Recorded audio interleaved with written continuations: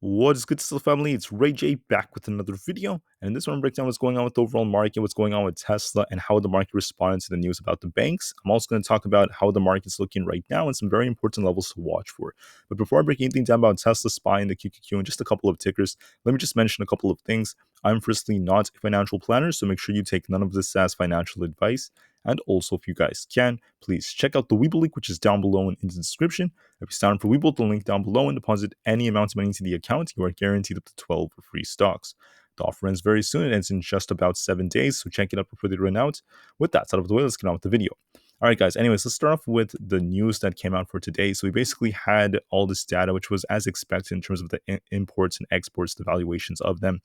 But then 30 minutes after the market opened, we had the economic optimism report.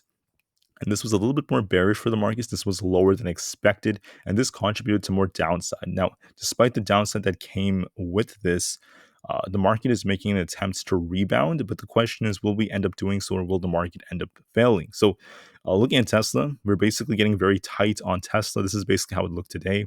We saw this big drop in the morning. We were talking about this like pop, then drop. This is what happened in the morning as soon as the market opened. Then we got another monstrous bounce before it came right back down, and now it's getting very, very tight. And we're going to be watching which way Tesla ends up breaking as this develops. So Tesla's getting very tight right now near the very end of the day. We're likely going to see Tesla end up giving us a very, very big move. We only have about 2 hours left, so there's not that much time left as Tesla's getting tighter and tighter. But what's happening is it's getting very, very tight. Volatility is decreasing because we're going to be expecting a breakout in one of these directions, right? If we get a bullish break, if we see this thing break out really hard, we're going to be expecting this thing to push up into the 250s or even higher than that and break this high. We're going to see a big move into the 250s if the bulls take over.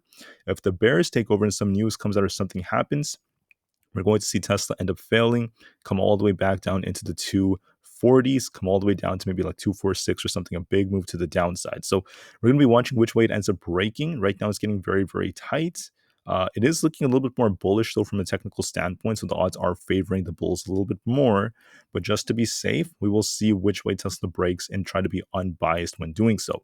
Now, let me just mention that on SPY, one thing that's interesting is we formed this structure right here, right? We got this test I was talking about in the 448 area, and I told you if we break this and hold and keep going, this would be bullish. The market could try to rebound.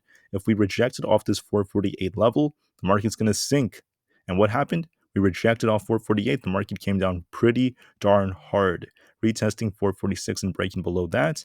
And we ended up bouncing very close to our support. I have like 445 marked. We actually bounced off 445.27, a little bit higher than expected, but completely fine. And we formed, and you would have seen this in real time, a nice inverse head and shoulders structure. So this was a very, very good call buying opportunity, very, very good opportunity to go long on different positions.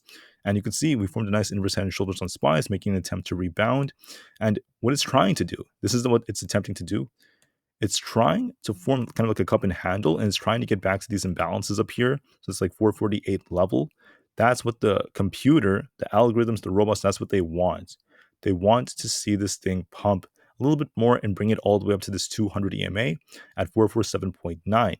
However, right now we're getting very tight and the market's struggling to like really do that in a way because we're getting kind of like stuck by this resistance. Let me show you the resistance right here on the 30 minutes time frame. Okay, switch to your 30 minutes. It's trying to turn bullish on the MACD. It's trying to curl. It's looking a little bit more bullish than bearish as of right now, but it's getting stuck and it's kind of like struggling to break above the 20 EMA on the 30 minutes time frame. And I have the extended hours on, of course. So we're watching this resistance. Could we break above this or not? So far, it's trying to do so, but we will have to wait and see. And let me see where VWAP is. I think we're actually just above VWAP, so that's a decent sign. But we're trying to get above our 20 EMA. If it manages to hold above this, I'm going to be expecting, if it manages to hold above like 447.5, which is very close to that, we're expecting a nice push to about 448. The MACD looks more bullish. It looks like it's trying to push up. But just to be safe, we have to wait for that confirmation of a break to the upside. If it manages to do so, then I'm going to be expecting it to kind of like retest our 50 EMA at 448.27, the yellow line right here, very close to where this imbalance is. And then we're going to see this big change in volatility. So one thing worth mentioning is that volatility tends to be nuanced. When we start to see a break in one direction, a really big one, the algorithms want to kind of like balance the flow. So they're incentivized to try to like push us right back to where we were beforehand, right? It's kind of like when you're, I don't know, when you have like a rubber ducky and you grab it, you push it down into the water really, really hard. Well, the thing is, it's very buoyant and it's going to eventually try to naturally push to the opposite direction because there's another force, working the opposite direction. So this is like that. We pushed it down. Now it's trying to come right back up above sea level in a way. I know it's a funny analogy, but you could use that. And it now is trying to make its way back up here. This is what the algorithms are trying to do. You could see it's been uptrending. We're about to get a bullish cross. We're trying to hold above it. Let's see if this could hold for the time being. And for now, looking pretty good. Now, if you look at Tesla, right? Tesla is following the trend. Tesla's testing the 30 minutes 50 EMA. And then looking back over here, it's making an attempt to break out, not confirmed just yet. It's trying to do this.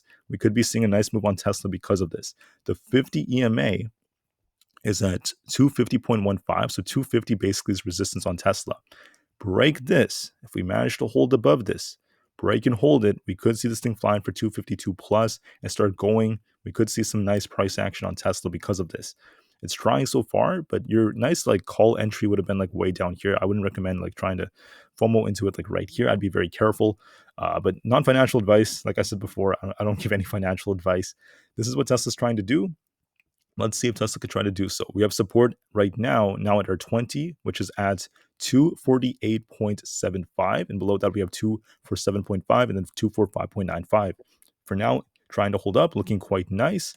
Aapl is, it also got really tight, just like Tesla. Now it's trying to break out.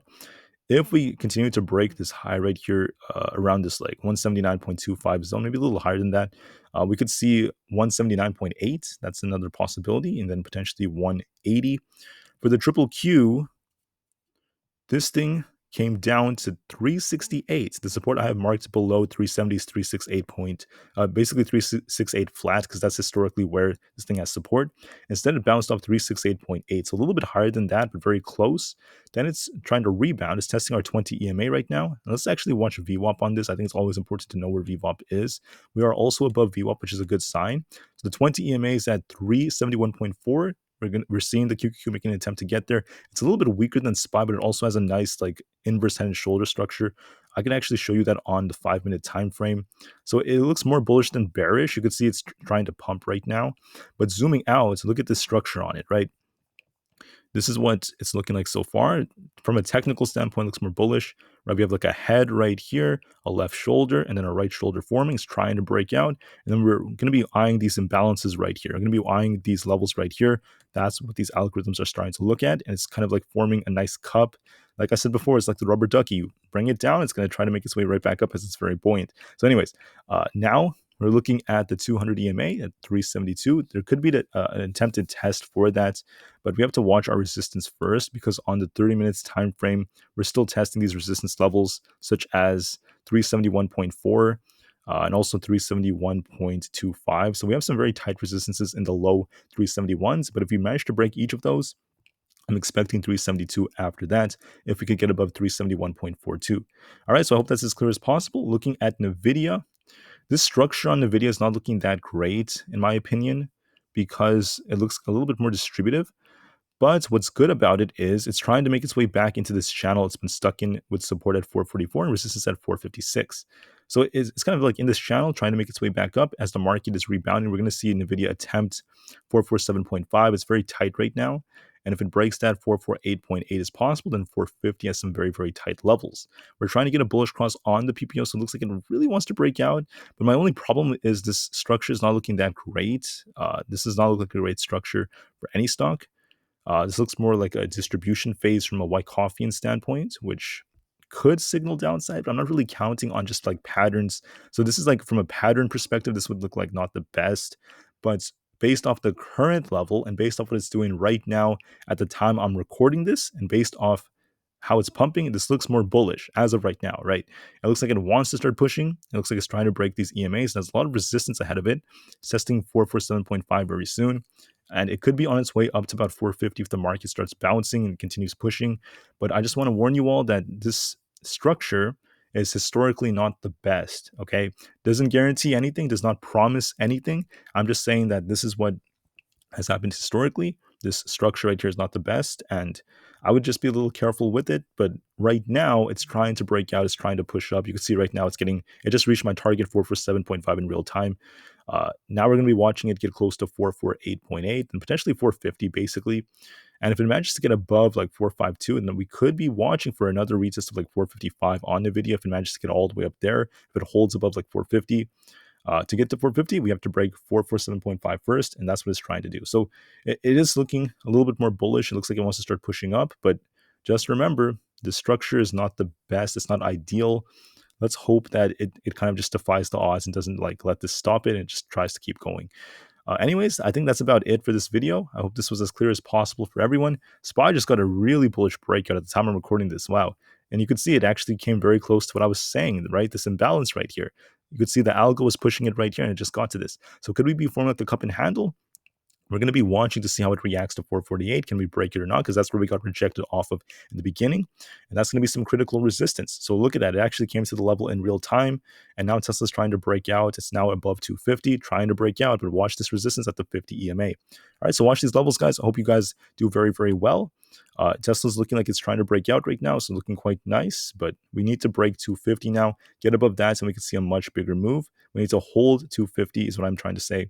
So watch it carefully, do what you have to do, and I'll see you guys in the next one. Market to the moon, as the long term is still incredibly bright despite these fluctuations, despite the downside that happened today. And peace out.